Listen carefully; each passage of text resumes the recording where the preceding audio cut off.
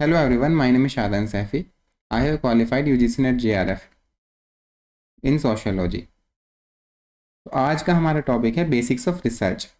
हम इसमें देखेंगे कि रिसर्च क्या होता है, उसके कैरेक्टरिस्टिक्स क्या होते हैं और स्टेप्स क्या होते हैं रिसर्च में। ठीक है, सबसे पहले हम देखते हैं कि रिसर्च क्या होता है। रिसर्च एक सिस्टमेटिक एंड ऑर्गेनाइज्ड प्रोसेस होता है। ठीक है, यानी सिस्टमेटिक और ऑर्गेनाइज का मतलब होता है कि रिसर्च कोई भी अगर आपको रिसर्च करनी है तो उसमें स्टेप होते हैं, पहले स्टेप, दूसरा स्टेप, तीसरा स्टेप, चौथा स्टेप या पांचवा स्टेप, और रिसर्च इसी स्टेप में की जाती है। कोई हेफाजार्डस नहीं होता कि पहले तीसरा स्टेप कर लो फिर पहले स्टेप कर लो, नहीं। और ये लॉजिकल स्टेप्स होते हैं, पहले के बाद दूसरा आएगा, दूसरा तीसरे को फॉलो करेगा। ठीक है, इसलिए हमने लिखा है कोई सिस्टम में सिस्टम होता है उनका, ऐसे रेंडमली नहीं होते सारे स्टेप्स, और ऑर्गेनाइज होते हैं, एक लॉजिकली सीक्वेंस में ऑर्गेनाइज होंगे सारे स्टेप्स।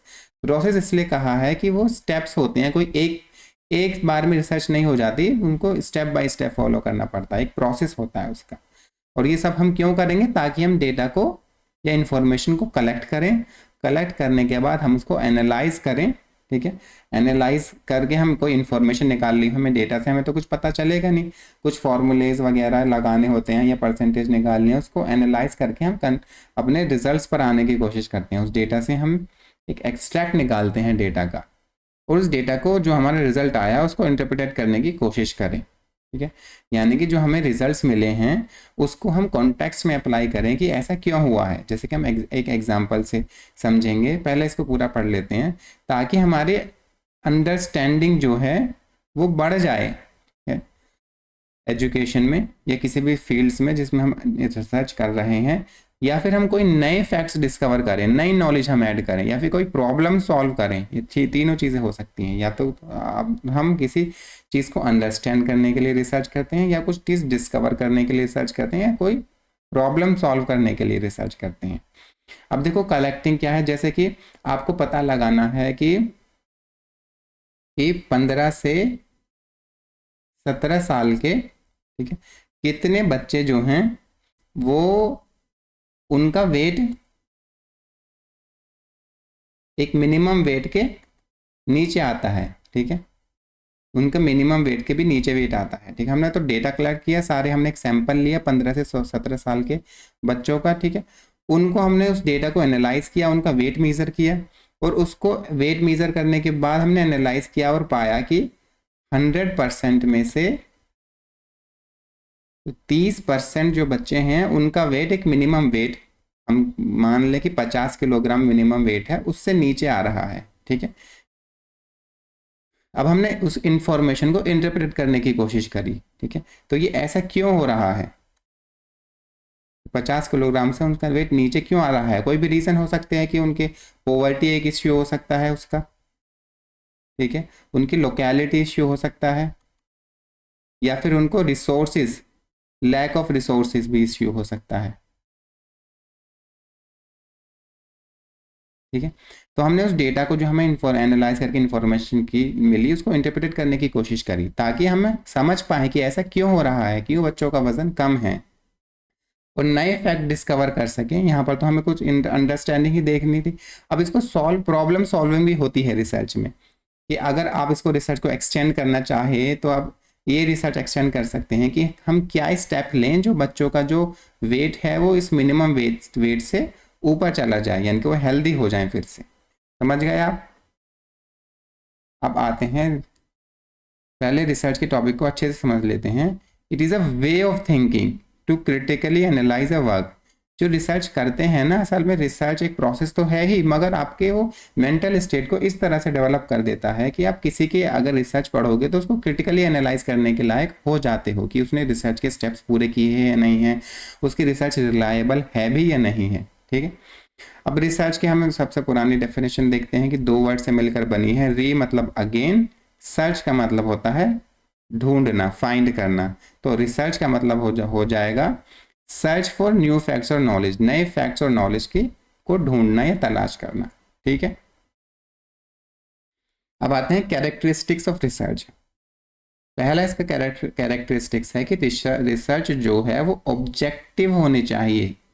ठीक है, ऑब्जेक्टिव एंड लॉजिकल। लॉजिकल वाला पार्ट हम बाद में देखेंगे, पहले ऑब्जेक्टिव देख लेते हैं। ऑब्जेक्टिव का मतलब ये है कि रिसर्च अनबायस्ड होनी चाहिए। जब भी आप रिसर्च करो तो हर स्टेप पे जो आपके पर्सनल बिलीव्स हैं, ठीक है, आप क्या मानते हो या उसका, और या फिर कोई भी एक्सटर्नल इन्फ्लुएंस है, वो आपकी रिसर्च को अफेक्ट नहीं करना चाहिए। अब इसका हम एग्जांपल देखेंगे। देखो आगे एक स्लाइड में, जैसे कि एक एग्जांपल है, अगर एक पर्सन रिलीजन के ऊपर रिसर्च करना चाहता है, ठीक है, तो उसको अपनी जो फीलिंग होगी किसी पार्टिकुलर रिलीजन, जिसको रिलीजन को स्टडी कर रहा है, उस पार्टिकुलर रिलीजन के प्रति उसकी जो फीलिंग्स होगी उसको सेट असाइड, उसको साइड में रखना पड़ेगा, तभी वो उसके ऊपर रिसर्च करेगा, है ना। उसकी जो अपनी फीलिंग्स थी उस रिलीजन को लेकर, वो उसकी रिसर्च को अफेक्ट ना कर पाए, उसको उसको सिचुएशन से अलग हटकर देखना पड़ेगा, ठीक है। या फिर अगर कोई कास्ट सिस्टम के बारे में रिसर्च करता है, तो उसको जो अपनी कास्ट है या उसको सेट असाइड करना उसको अपनी कास्ट से के लिए जो उसके अफेक्शन है, या फिर जो वो अपने आप को जो अफिलिएट करता है अपनी कास्ट से, उसको उसको अलग करना पड़ेगा। उसके कुछ बाइसनेस भी हो सकती है अपने कास्ट को लेकर, ठीक है। तो उसके जो पर्सनल बिलीव्स हैं वो उसके रिसर्च को अफेक्ट ना कर पाए। दूसरा ये तो हो गया पर्सनल बिलीव्स ऑब्जेक्टिव बनाने के लिए रिसर्च को। दूसरा होता है एक्सटर्नल इन्फ्लुएंस। एक्सटर्नल इन्फ्लुएंस जैसे कि कोई फार्मास्यूटिकल कंपनी ने रिसर्च करवाई कि उसकी जो पार्टिकुलर ए नाम की दवाई है ना, वो एक बी नाम की बीमारी में ज़्यादा फायदा करती है बाकी दवाइयों से, ठीक है। तो ये रिसर्च किसी फार्मास्यूटिकल कंपनी ने करवाई है ताकि वो अपनी एक दवाई को अच्छा साबित कर सके मार्केट में। तो ये जो रिसर्च है ये बायस्ड रिसर्च हो गई है, क्योंकि यहाँ पर एक फार्मास्यूटिकल कंपनी का एक बायस्ड इन्फ्लुएंस है उस दवाई के ऊपर, ठीक है। तो ऐसा भी नहीं होना चाहिए। अगर ऐसा होगा तो रिसर्च ऑब्जेक्टिव नहीं रह जाएगी। अब देखो ऑब्जेक्टिविटी को अचीव करने के लिए रिसर्च में कि स्टैंडर्डाइज्ड प्रोसीजर्स होते हैं जो लोग अडॉप्ट करते हैं। कोई रिसर्च के सेट ऑफ प्रिंसिपल्स होते हैं, उनको फॉलो करते हैं ताकि एक ऑब्जेक्टिविटी आ सके रिसर्च में, है ना। और उस ऑब्जेक्टिविटी की वजह से ही, अगर रिसर्च ऑब्जेक्टिव है तो बाकी लोग आपके रिसर्च को पढ़ेंगे, ठीक है, जब आप उसको पब्लिश करवा दोगे और उसको इवेल्युएट कर पाएंगे, ठीक है, कि आपने रिसर्च ऑब्जेक्टिव वे में की है या नहीं। अब आते हैं रिलायबिलिटी ऑफ रिसर्च। रिसर्च जो है वो रिलायबल होनी चाहिए, यानी कि वो विश्वसनीयता होनी चाहिए उसकी एक, यानी रिसर्च जो है, रिलायबिलिटी का मतलब है कि कंसिस्टेंसी हो उसके अंदर। अगर सेम कंडीशन में हम रिसर्च को दोबारा कराएं तो हमें सेम रिजल्ट मिलना चाहिए, ठीक है। जैसे कि हम एक एग्जांपल में ले लेते हैं कि हम एक सर्वे कर रहे हैं ताकि जंक फूड जैसे बर्गर, पेटीज या चाउमीन होती है, उसका मेंटल हेल्थ पे क्या फ़र्क पड़ता है टीनेजर्स की, है ना। तो ये जो हमने पहले लिया था, हमने लोकेलिटी ए में ये रिसर्च करी थी, तो हमें कुछ रिजल्ट्स मिला, हमें मान लो आर रिजल्ट्स मिला कुछ टीनेजर्स के ऊपर। तो अगर हम लोकेलिटी बी में वो सेम रिसर्च करें कुछ टीनेजर्स के ऊपर, टीनेजर्स की कंपोजिशन सेम होनी चाहिए, सेम एज ग्रुप या सेम उनका जेंडर या सेक्स जो है ना उसमें बराबर, जैसे 10 लड़के 10 लड़के लिए हमने, इस तरह से होने चाहिए। तो बी लोकेलिटी में भी हमें आर ही रिजल्ट मिलना चाहिए। अगर ऐसा मिल रहा है तो रिजल्ट रिलायबल है, वरना रिलायबल नहीं है रिजल्ट। अब आते हैं वैलिडिटी के बारे में। तो रिसर्च जो है वही मेजर करना चाहिए जो उसको मेजर करने के लिए हमने रिसर्च को शुरुआत करी थी, ठीक है। और उसमें कोई भी एरर्स नहीं होने चाहिए। वो सिस्टमेटिक एरर टर्म्स हम बाद में देखेंगे, अभी हम एरर्स के बारे में पढ़ेंगे। तो एक्यूरेटली मेजर करे जो उसको मेजर करना है, कुछ और मेजर ना कर ले। जैसे कि अगर हमने इंटेलिजेंस का टेस्ट लिया बच्चों की, तो वो उनकी इंटेलिजेंस को टेस्ट करे, ना कि उनकी मेमोरी को या जनरल नॉलेज को, क्योंकि इंटेलिजेंस मेमोरी अलग होती है ना। आपने देखा होगा कुछ लोग ज़्यादा मैथ्स में तो बहुत अच्छे होते हैं, मगर जो रटने वाली चीज़ें हैं वो उसमें अच्छे नहीं कर पाते हैं। तो वो एक तरह से अगर हमने इस तरह से अपने रिसर्च को डिज़ाइन किया कि वो इंटेलिजेंस मेज़र नहीं कर रहा, उसकी समझदारी को मेज़र करने की बजाय उसने मेज़र कर लिया कि वो कितने अच्छे मेमोराइज कर पाता है चीज़ों को, तो हमारी रिसर्च ही गलत हो जाएगी पूरी, उसकी वैलिडिटी ख़त्म हो जाएगी, वैलिड नहीं रहेगी वो। अब एक्यूरेसी क्या है कि हर स्टेप पे या कोई भी तुम मेथड यूज़ कर रहे हो या टूल यूज़ कर रहे हो, वो इतने केयरफुली चूज़ करो आप कि आपको प्रेसाइज रिजल्ट मिले, ठीक है। एक्यूरेसी मतलब प्रेसिशन, प्रिसाइज रिजल्ट मिले, यानी कि एरर ना हो आपके रिजल्ट्स में ज़्यादा। जैसे कि अगर आपको एक स्केल है आपके पास, ठीक है, स्केल से आपको डिस्टेंस मेजर करनी है, तो जो स्केल की जो मार्किंग्स है ना वो करेक्ट होने चाहिए ताकि हमें एक्यूरेट रिजल्ट्स मिल सके, ठीक है। एक्यूरेसी का मतलब है कि एरर ना हो रिजल्ट्स में, या कम से कम एरर होना चाहिए, जितना कम एरर होगा उतना ही ज़्यादा रिसर्च की एक्यूरेसी हो जाएगी। अब आता है क्रेडिबिलिटी। क्रेडिबिलिटी का मतलब है कि विश्वसनीयता, मतलब जो हमने डेटा सोर्सेस या रेफरेंसेस जो हमने लिए हैं अपनी रिसर्च के लिए वो ट्रस्टवर्दी हैं भी या नहीं, है ना। और हमारी जो रिसर्च है वो उसकी जो सेकेंडरी डाटा, वो प्राइमरी और सेकेंडरी हम बाद में देखेंगे। सेकेंडरी ये देख लो जो बुक्स वगैरह पे या ऑलरेडी हुई हुई रिसर्च है उससे जो हमारा डेटा आ रहा है उस पर ओवर एक्सेसिव ज़्यादा या ओवर डिपेंडेंस नहीं होने चाहिए। अब जैसे क्रेडिबिलिटी, अगर हम ऑफिशियल गवर्नमेंट हेल्थ डेटा इस्तेमाल कर रहे हैं अपनी रिसर्च में तो हमारी रिसर्च क्रेडिबल मानी जाएगी क्योंकि हमने एक रिलायबल सोर्स का या ट्रस्टवर्थी सोर्स का इस्तेमाल किया है अपनी रिसर्च में, ठीक है। और अगर हम किसी भी ऐसे ही जो एक बाइस्ड रिसर्च थी जिसकी ना तो एक्यूरेसी थी, ना वैलिडिटी, ना रिलायबिलिटी, उसका हमने रिसर्च का हो चुकी थी, उसका डेटा उठा के हमने हमने अपने रिसर्च में इस्तेमाल कर लिया, तो हमारी रिसर्च की क्रेडिबिलिटी कम हो जाएगी बहुत ज़्यादा, वो क्रेडिबल नहीं रहेगी रिसर्च। अब नेक्स्ट पॉइंट है जो हम रिसर्च से फाइंड करें, अगर हमने एक सैंपल लिया है, मान लो एक शहर में 10,000 लोग रहते हैं गांव में मान लो, ठीक है, हम 10,000 लोगों को स्टडी तो नहीं कर सकते, तो हमने क्या लिया, 10,000 के बजाय हमने 1,000 लोगों को स्टडी किया, ठीक है, ताकि हम उन 10,000 लोगों का बिहेवियरल पैटर्न पता कर सकें, ठीक है। तो यानी कि जो भी तुम सैंपल सेलेक्ट करोगे उस सैंपल पे जो तुमने रिजल्ट्स मिले हैं वो अप्लाई होने चाहिए पूरी पॉपुलेशन पर, ठीक है। जनरलाइज्ड जो आपके जो रिसर्च फाइंडिंग्स हैं उनकी जनरलाइजेबिलिटी, ये जनरलाइजेशन अच्छा होना चाहिए। एक और एग्जांपल है यहाँ पर, अगर आपने 1,000 वोटर्स सेलेक्ट किए सारे स्टेट्स में से, हर एक स्टेट में से इलेक्शन रिजल्ट पता करने के लिए जो एग्जिट पोल होती हैं, 1,000 वोटर्स उठा लिए हर एक स्टेट में से ताकि आप नेशनल इलेक्शन ट्रेंड्स को पता कर सके। मगर जो आपने 1,000 वोटर हर एक स्टेट से लिए हैं, मान लो आपने यूपी से जो 1,000 वोटर लिए हैं वो रिप्रेजेंटेटिव होने चाहिए,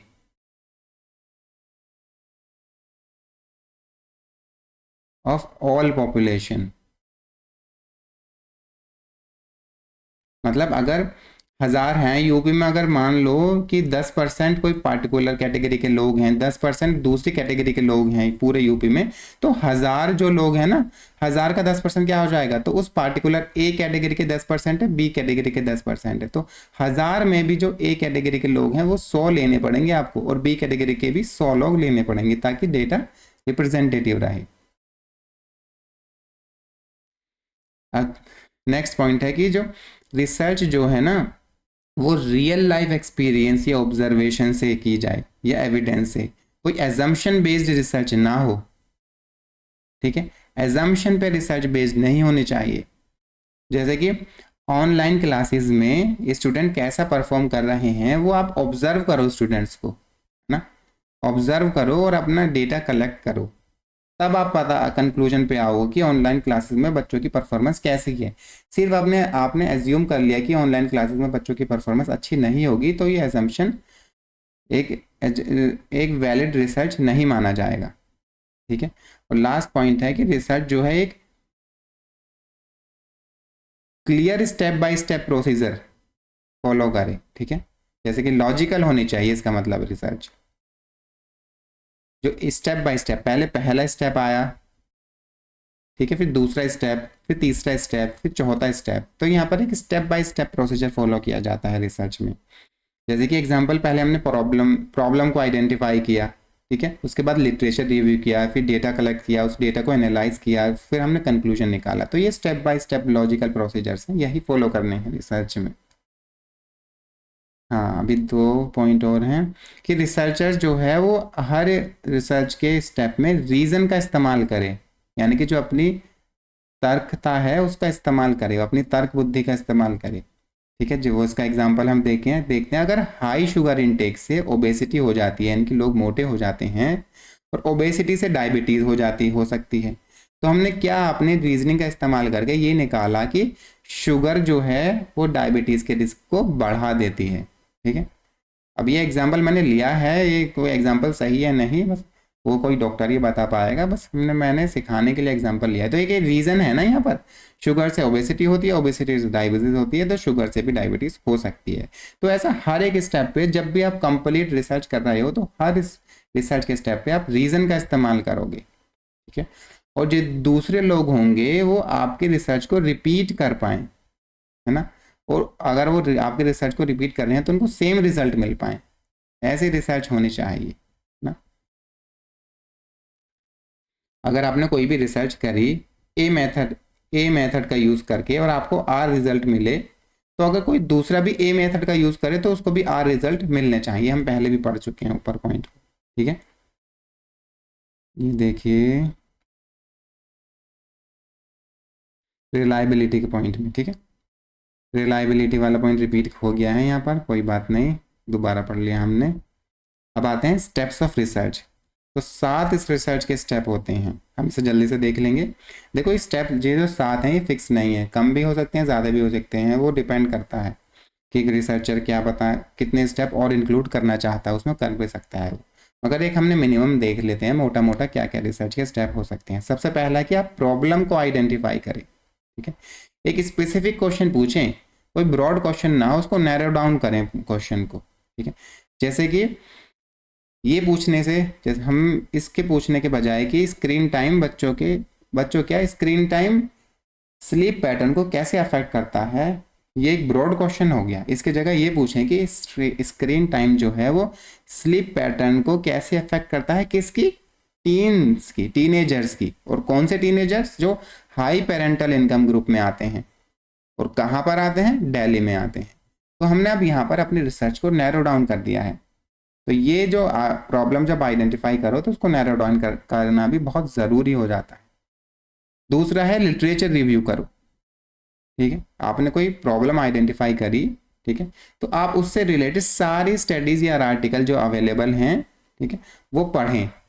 और उनको पढ़ने के बाद आप रिसर्च गैप फाइंड करें एग्जिस्टिंग नॉलेज में। ठीक है, जैसे कि इसके एग्जाम्पल में अगर आपको एक स्टडी अब मिल गई इंटरनेट पे टीन स्लीप के लिए, एक क्या आपको कई स्टडी मिल गई टीन स्लीप के लिए, तो आप उस स्टडी में अपने रिसर्च के क्या फाइंड किया कि वो टीन स्लीप के बारे में तो स्टडी है, मगर वो ये नहीं बताते कि वो जो टीनेजर्स हैं वो हाई पेरेंटल इनकम ग्रुप में आते हैं या लो पेरेंटल या मीडियम पेरेंटल इनकम ग्रुप में आते हैं।